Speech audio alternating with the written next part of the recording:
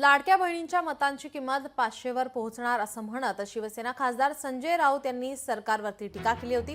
आता यावर उपमुख्यमंत्री एकनाथ शिंदे यांनी प्रतिक्रिया दिली आहे। विरोधक अफवा पसरवत आहेत, लाडकी बहीण योजना कधीही बंद होणार नाही असं उपमुख्यमंत्री एकनाथ शिंदे यांनी म्हटलं आहे।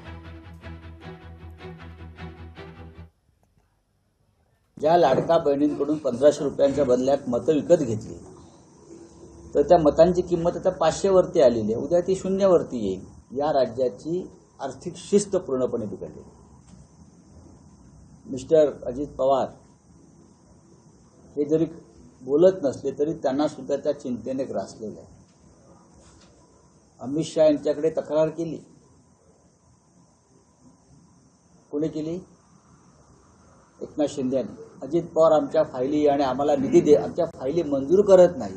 अमित शहाने याच्यावरती एकनाथ शिंदेला काय उत्तर दिलं हे माझ्याकडे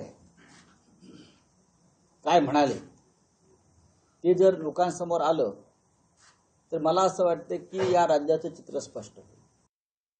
मी आपल्याला एवढंच सांगतो, विरोधक अनेक अफवा पसरवत आहेत, परंतु ज्या आम्ही योजना सुरू केलेल्या आहेत, लाडकी बहीण योजना असेल, लाडकी आम्ही तिघही इथं बसलेलो आहे, लाडकी बहीण योजना कधीही बंद होणार नाही।